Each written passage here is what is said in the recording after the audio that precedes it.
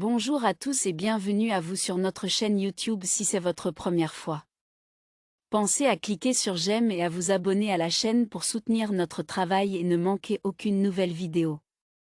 Je vous souhaite une agréable écoute. Lors de l'aménagement de mes combles, certains éléments m'ont pris par surprise. Le choc le plus important, au sens propre, a été la taille de l'acier qui devait entrer dans la maison. Je n'avais pas vraiment réfléchi à la manière dont le plancher de l'étage serait soutenu, mais la description de l'architecte m'a montré que le plancher était suspendu et soutenu par le haut par des poutres en acier.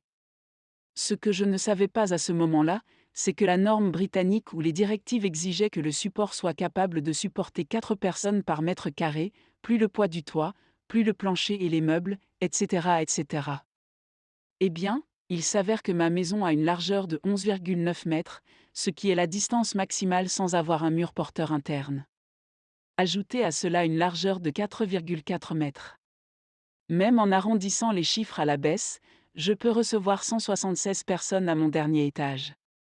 Pour ajouter l'insulte à l'injure, l'ingénieur en structure a également insisté sur une poutre plus petite sous le fait. Il y a un pont en acier près de chez moi qui contient moins de métal. Les parkings ont moins d'atomes de fer que ma maison. En cas d'ouragan, je m'attends à ce que les 170 premiers voisins s'abritent chez moi. La deuxième surprise pour moi a été la capacité des gars à arracher et remplacer les murs. Tout le monde sait que les murs intérieurs ne sont que des montants et du plâtre, mais les ouvriers qui ont travaillé sur ma propriété ont fait comme si le problème n'existait pas. Je suis sûr que cela vient avec l'expérience, mais il a fallu une matinée pour enlever un plafond, un mur, 2 portes et glisser un escalier. Je pouvais m'allonger dans mon lit et regarder directement vers le toit. Les lumières du toit n'étaient pas en place, sinon cela aurait pu être l'occasion d'observer les étoiles. C'est peut-être la paresseuse en moi, mais je suis surprise de la distance entre le dernier étage et le bas de la maison. Travailler à la maison implique une descente régulière de 23 escaliers pour arriver à la porte d'entrée.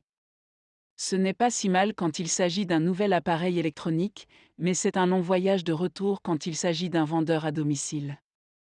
Son intérieur a la bonne idée. Elle m'envoie simplement un message texte lorsque ma participation est requise. La dernière surprise pour moi a été de constater à quel point il fait bon vivre dans ces chambres du 3e étage. Il y a une qualité zen dans la lumière naturelle qui vient d'en haut. La vue sur les toits est un angle complètement différent du quartier. Lorsque la pluie tombe sur les lucarnes, jusqu'à la force d'un ouragan, le résultat est un bruit blanc très apaisant. Et enfin, avec les portes fermées, on n'entend pas les enfants qui crient au rez-de-chaussée.